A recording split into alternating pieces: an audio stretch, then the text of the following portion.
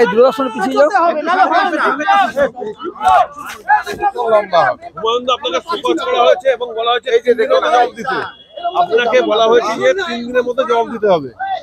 Disciplinary কমিটির থেকে আমি আপনাদের মাধ্যমে শুনছি, এখনো আমি সকল লেটার আমার কাছে পাইনি, আসেনি, নিশ্চয়ই এসে যাবে।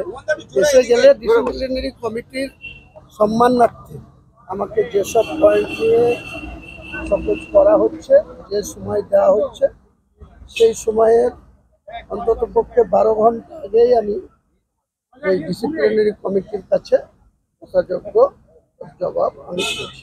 আপনি যে বক্তব্য বলেছিলেন সেই বক্তব্যে কি আপনি এখনো একই আমি এই মুহূর্তে এসব নিয়ে আর কোনো মন্তব্য সামনে আসুন না, সামনে একটু সামনে গিয়ে বলা হচ্ছে আপনি যে মন্তব্যগুলো করেছেন সেই মন্তব্যে দলের ভাবমূর্তি ক্ষুণ্ণ হয়েছে। আমি এই ব্যাপারে কোনো রিয়াকশন দেব না।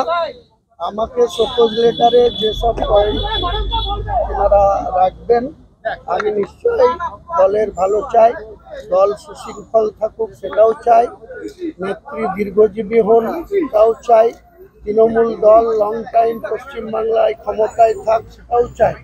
কিন্তু আমার ব্যক্তিগত সম্মানের সঙ্গে কেউ আঘাত করলে আমি তার সাথে লাইফে কম্প্রোমাইজ করিনি, সে আমার মৃত পিতা হলেও করিনি, আর ওই কল্যাণ ব্যানার্জি বা ববি হাকিমের সাথেও হুমায়ুন কবির। আপনার বিরুদ্ধে যে দল বিরোধী অভিযোগ আনা হয়েছে, আপনি কি মনে করেন যে আপনি কোনো দল বিরোধী কার্যকলাপ করেছেন? আমি মনে করার কেউ নয়।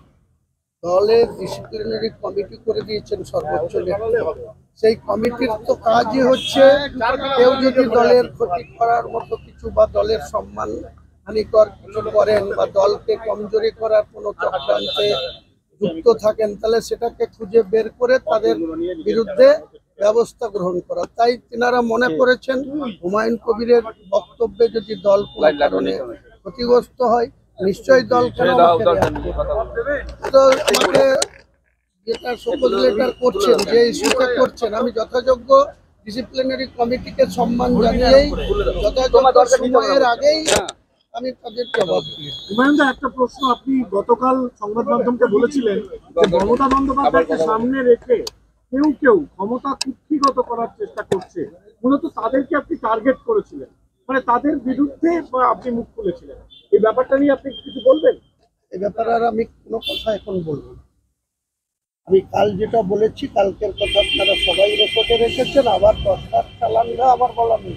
কিন্তু আমি আজকে নতুন করে শোকজের প্রশ্নে কথা বলছেন, শোকজের আমি যথাযোগ্য সময়ে উত্তর দেব, এটুকুই আপনাদের বলছি। আমি আর নতুন করে কোনো কথা বলতে চাই না। আজকে এই শোকজ লেটার পাওয়ার পর কি হুমায়ুন কবিরের মনে হচ্ছে যে গতকাল মুখ না খুললেই ভালো হতো? আপনি কি অনুতপ্ত? এসব বললাম তো, আমি অনুতপ্তও নই, আমি বেশি আনন্দিতও নই, আমি বেশি বিচলিতও নই। আপনি এখন নিজের বক্তব্য অন্য আছেন, নিজের বক্তব্যে আর কোনো কথাই বলবো না। আমি তো বলে দিচ্ছি যে আমি বিচলিতও নই, চিন্তিতও নই, আনন্দিতও নই, দুঃখিতও নই। আগে যে বক্তব্য রেখেছেন নিজের বক্তব্য অন্য আছেন। আমি তো বলছি সেটা তো কালকের কথা, কাল বলেছি, কালকের কথা আজকে আর নতুন করে হবে। বলছে হুমায়ুন দা, ঠিক আছে, দল করছে সেই জায়গায় আপনার এই ঘটনা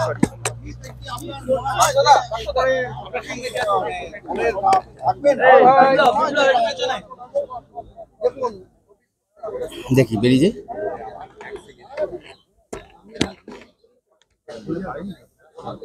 সম্ভব নেই, না হয়ে গেছে, আমাদেরটা হয়ে গেছে, হচ্ছে তোমারটা আছে।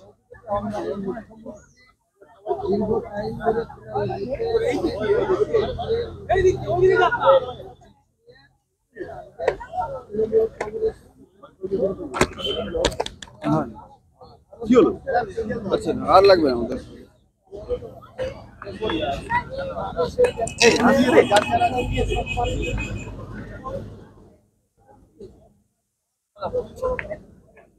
হচ্ছে না,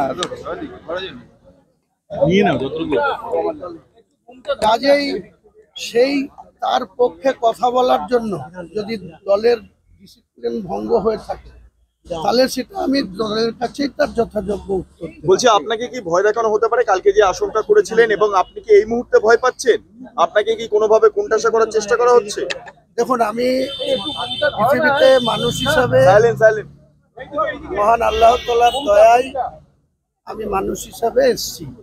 আমিও চিরদিন বাঁচতে আসিনি। পৃথিবীতে কোনো মানুষ, কোনো জীব চিরদিন বেঁচে থাকে না। আমাদের গড় আয়ু 70 ইয়ার্স। আমার পিতা 88 বছর বয়সে 2007 সালের 7ই ডিসেম্বর মারা গেছে। আমার মা এখনো 95 বছর বয়সে আছেন। আমার বড়দার বয়স 77.5 বছর, আমার বয়স 62 বছর। আমি পৃথিবীতে যতক্ষণ বেঁচে আছি মহান আল্লাহ তাআলার কৃপায়, তার দুবাই, তাকে ভয় করি। পৃথিবীর কোনো মানুষকে ভয় কি জিনিস অন্যায় করি না, অন্যায়ের সঙ্গে কম্প্রোমাইজ করে না। মানে দলের কি একাংশ অন্যায় করছে সেই কারণে আপনি কম্প্রোমাইজ করছেন না সেটা বলে এই অবস্থা? যথাযোগ্য সময়ে আপনারা জানতে পারবেন। আমি কোনো কিছু রাগ ঢাক রেখে চলি না। আমি আমার পরিবারের সঙ্গে কেবল যেটুকু ব্যবহার করার, যেভাবে চলার, সেটা আমার পার্সোনাল লাইফ। আর দল করতে গিয়ে দলের নেতৃত্বকে অসম্মান কোনোদিন করি না জেনে বুঝে। কিন্তু আমাদের মুর্শিদাবাদ জেলায় রাজনীতিতে আমাদের প্রচুর চিরশত্রু, বিরোধীরা শত্রু, আবার সদলেও প্রচুর শত্রু। এইসব শত্রুতার মোকাবিলা করেই আমি রাজনীতি করে এসেছি, আগামী দিনেও করে থাকবো। রাজনীতির ময়দান থেকে হুমায়ুন কবির নির্বাচনের ময়দানের বাইরে থাকবে না। বেঁচে থাকলে, এটা আমি গতকালও বলেছি, আবার বলবো। আপনার দলে কারা শত্রুতা করছে? এটা কারো নাম করে কাউকে তো আপার হ্যান্ড দেবো কেন? কারা করছে? গোয়েন্দা দপ্তর আছে, গোয়েন্দা দিয়ে জানুক না রাজ্যের শাসক দল। আপনার যে অবস্থান ছিল, এক কথায় বলেছি